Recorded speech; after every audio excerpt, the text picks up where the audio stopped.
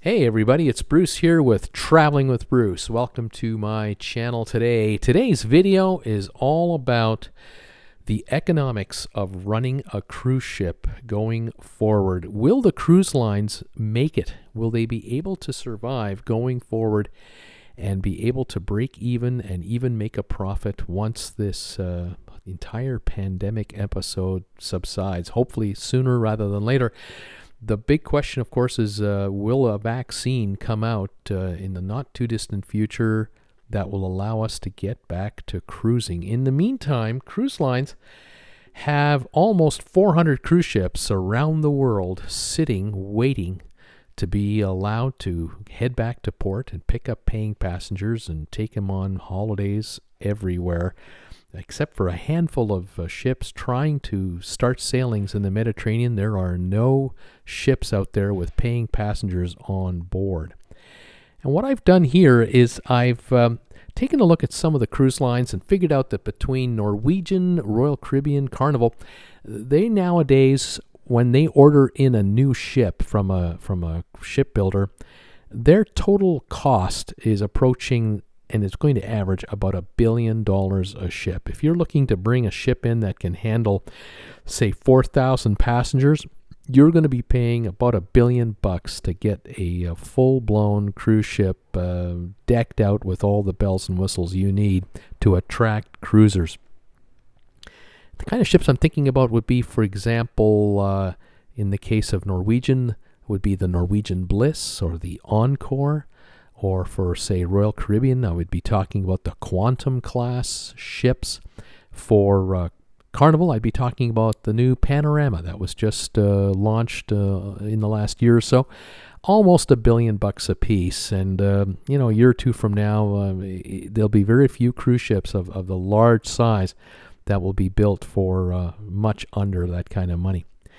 Well, when the Norwegian Bliss came out of the factory, here's the photo here as the ship was being towed out from the factory in Papenburg in Germany.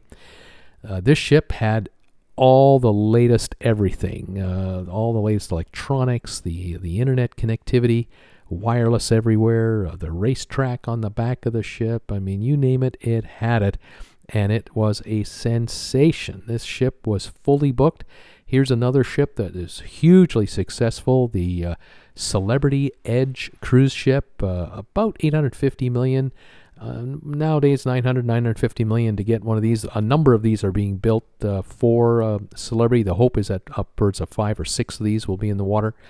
And again, the price about $1 billion and not quite 4,000 passengers, but fairly close. But in any event, the cruise lines do their mathematics with their accountants way in advance. Before they order any of these ships, they've got their economics figured out, and they know exactly how much money they have to bring in on a per passenger basis to make this business work.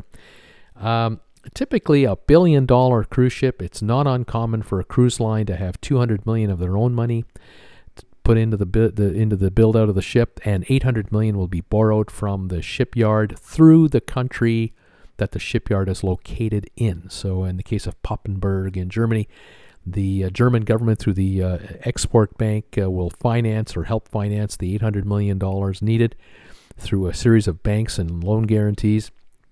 And Norwegian will end up paying back that $800 million balance over 20 years at maybe 5% interest would have been a typical deal, say, last year.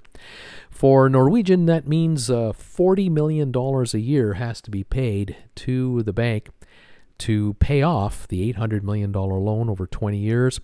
And the interest amount would average about $20 million a year for the entire $800 million loan. So we're talking about a $60 million a year expense. Breaks down to $5 million a month, and that breaks down to about $165,000 a day. Every day, 7 days a week. And of course, as we're listening, and I'm talking to you right now, you're listening to me here, these cruise lines are they're not generating any money at all. The Norwegian Bliss is sitting in the water with a skeletal crew, and there's a $165,000 a day cost factor involved here. that they can't meet. Now, of course, the cruise lines have made all kinds of deals with the export banks, shipyards, their bankers. They've either borrowed more money or they've deferred payments for a year on a bunch of these loans, and they're just trying to tread water. But once they're back in the water, these loans kick right back in. And so for ship like the Norwegian Bliss, if they have an $800 million loan on it, $165,000 a day will be needed. Now, if they can sail going forward at full capacity, that's 4,000 paying passengers, each passenger will have to kick in $41.25 for each day they're on the ship towards that $165 figure to pay for that ship.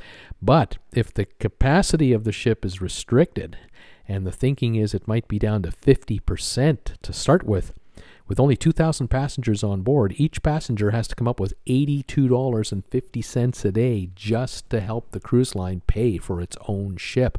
This does not include the fuel, doesn't include insurance, it doesn't include port charges, it doesn't include any of the cost of the cruise.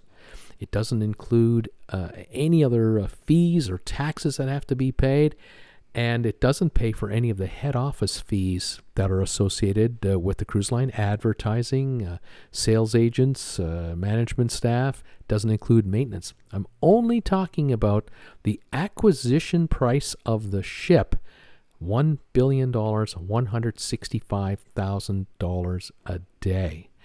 Kind of makes you wonder, cruise lines have, in the last 6 months, they have borrowed between Carnival, Royal Caribbean, and Norwegian about $20 billion in cash to ride out the shutdown during this pandemic.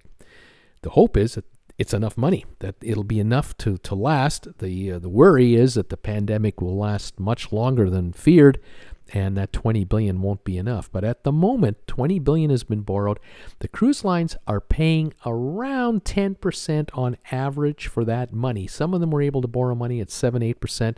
Others had to borrow money at 13 to 15%. But taking a 10% average, the three publicly traded cruise lines are now dishing out and are going to be paying out $2 billion a year in interest on that additional money, and that has to be added to the cost of being in business. So the number I'm giving you here of $41 a day or $82 a day, that is only the tip of the iceberg that the cruise lines are dealing with. And so do not be surprised if drinks will still cost $8 to $12 a piece or more. A can of cola will be $3. And everything will be nickel and dimed higher because these cruise lines are going to be desperate for additional cash to pay off their bankers. It's going to be an interesting thing to watch going forward. Can they do it? Will we pay upwards of $200 to $300 a day to take a cruise? Because that is the kind of money they might need from us just to be able to offer a cruise to us down to Mexico, like Cabo here, or to the Caribbean. We'll find out. Again, thank you for following my channel, Traveling with Bruce. Thank you for subscribing and give my videos thumbs ups, and I love your comments. I'd like to hear what your thoughts are on this video. In the meantime, stay safe out there, social distance, don't forget to wear a mask, and we'll talk to you later, everybody. This is Bruce with Traveling with Bruce. We'll see you later. Bye for now.